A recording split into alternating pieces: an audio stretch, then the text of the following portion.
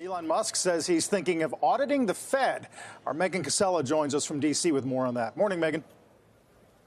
Hey, Carl. Good morning. That's right. That comment coming at a conservative conference in Washington last night, where Musk was asked whether he was thinking about auditing the Fed. And he responded in this very sort of nonchalant manner, saying, yeah, sure, while we're at it. Those comments coming after Musk entered the stage carrying a chainsaw, which he called the chainsaw for bureaucracy. And we're learning more now about a few more places that he is planning to take that chainsaw approach. One is the Postal Service. Trump is planning an executive order now that would fire the governing board of the Postal Service and put the agency within control of the Commerce Department. That's according to the Washington Post. And the ultimate goal here could be privatizing the Postal Service, something that we know Trump and Commerce Secretary Lutnick have long talked about. It's not clear whether this is legal or really how far that it might go, but it could disrupt in the meantime not only the mail service, but also broader e-commerce and companies like Amazon that have long relied on it. This also comes too, guys, as the New York Times is reporting that the IRS began firing 6,700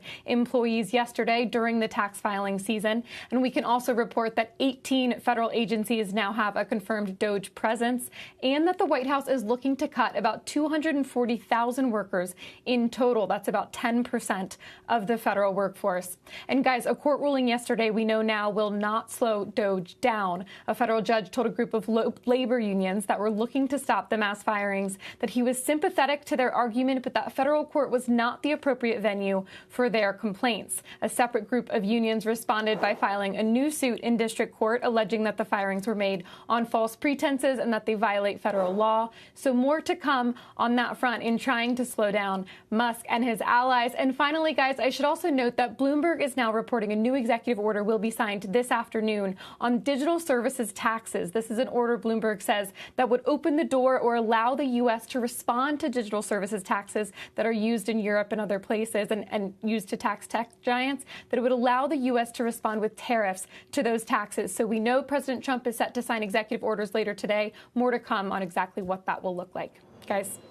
It'll be interesting. I mean, move fast, break things. That's like the mantra here, I feel like, with this government. Perhaps unsurprisingly, I mean, there's also the Washington Post report about the U.S. Postal Service and potentially bringing that into the fold at Commerce, which would raise lots of questions about legality and constitutionality. White House already out saying, no, this is not true, and there's not going to be an executive order on that, so we'll see what shakes out there.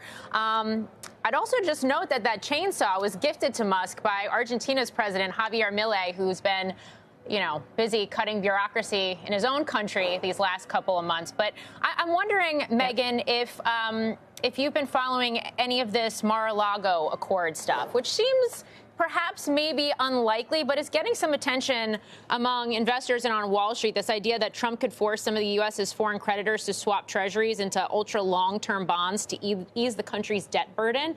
Is this something that could potentially have legs? Have you looked into it at all?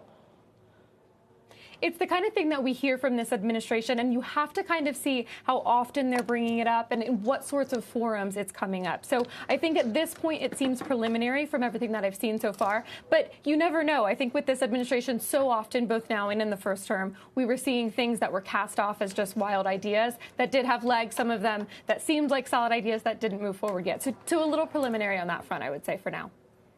Okay. Megan Casella, thank you. And as these DOJ efforts continue, of course,